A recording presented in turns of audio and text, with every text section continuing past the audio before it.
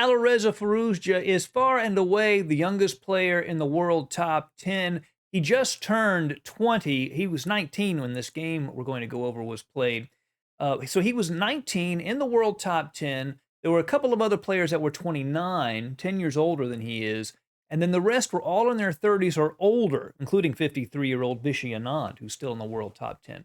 Well, Gukesh, his opponent in this game, just became the youngest player in history to hit a rating of 2750, and he is currently 11th in the world at only 17 years of age. No doubt I will be covering both of these players over the course of many games in the years to come. Firouzja has white. This is from the Super United Blitz and Rapid. Gukesh has black. This is a rapid game, 25 minutes for each side with a 10-second delay. Let's jump right in. Firouzja begins with c4, the English opening. c5 was played by Gukesh, the symmetrical English.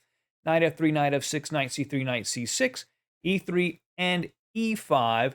Continuing to maintain some symmetry, but now with e5, you see some of the symmetry go away. Black is sort of clamping down on the d4 square, white on the d5 square. And here, Firouzja plays queen to b3. This is the 10th most commonly played move in this position, and it looks like his intention is essentially to keep black from ever playing d5, just have a complete clamp down on this d5 square.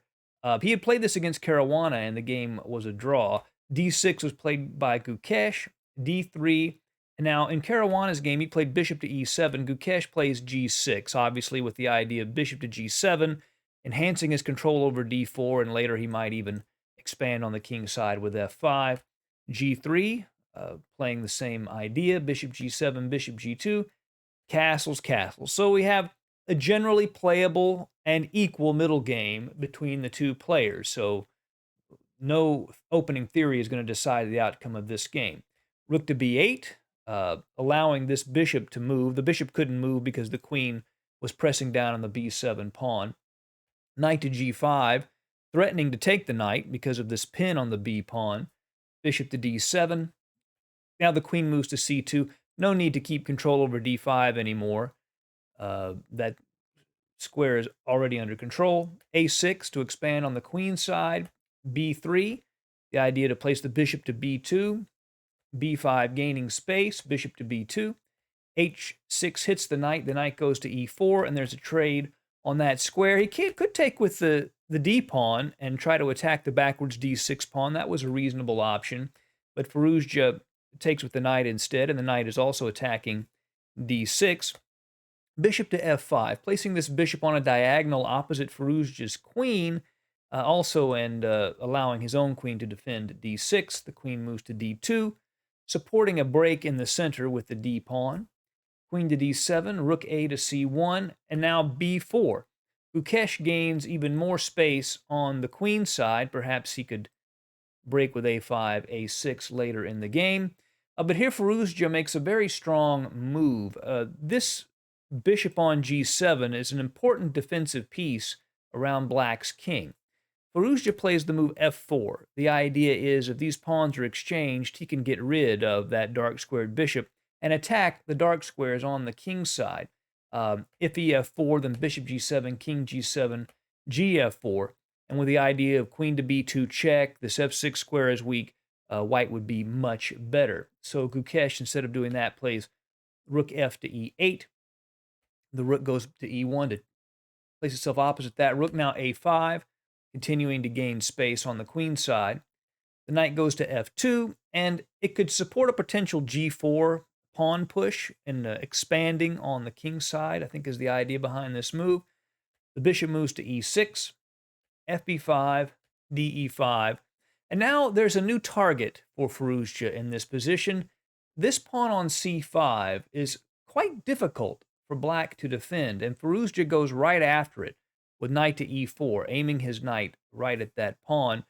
The queen moves to e7 to defend the pawn. And here, the computers say queen to f2, putting pressure on that f-file is really the strongest move here.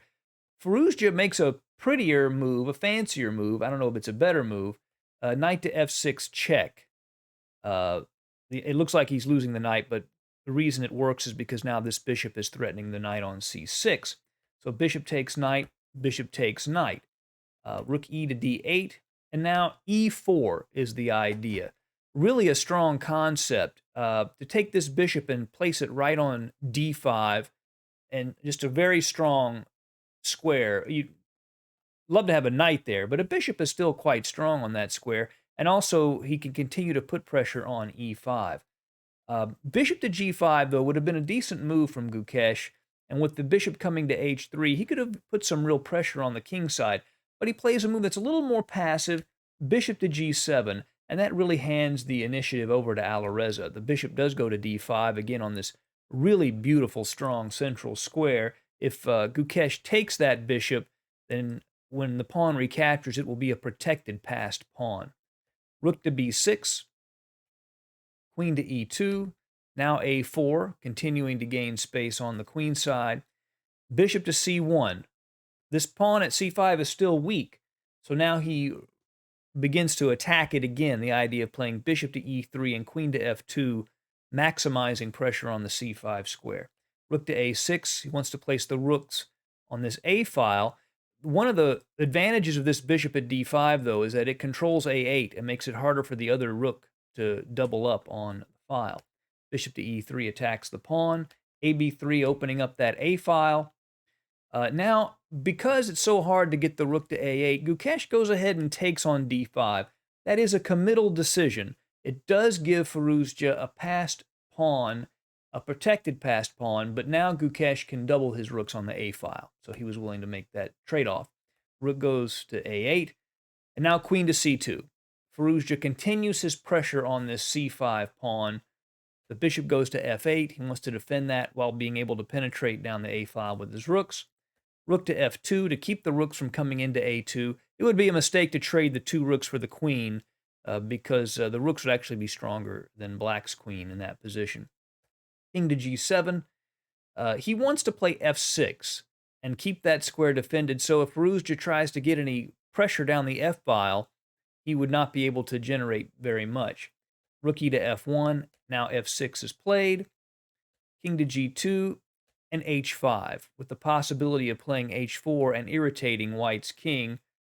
The queen goes to c4. Now the potential idea is the rook can go to c2, and he will have three pieces attacking the c5 pawn.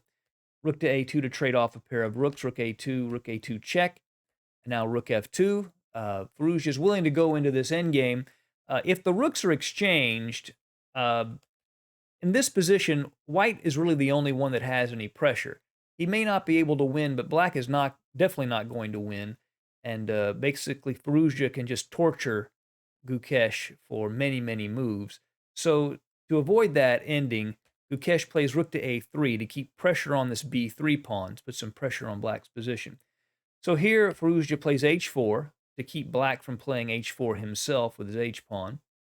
The queen goes to d6, blockading the protected passed pawn. Now, we know queens are terrible blockaders. We'd love to have a knight on that square, but he wants to keep white from playing d6 and allowing his queen to enter into the position. Rook to c2, again, piling up on that pawn. Rook to a5, defending it a third time, was playable, but instead he plays the move queen to e7. And the idea behind this move is that after a bishop takes c5, he plays queen c5, and after trade-offs on c5, he can play rook takes b3, and this endgame is a defensible equal endgame for black. So Firouzja instead plays queen to b5. Now here, the idea, well, we'll see in the game. Let me just show you. Queen to a7 is the best move here, as it turns out. But obviously the pawn on b3 is now hanging, and Gukesh goes ahead and takes that pawn.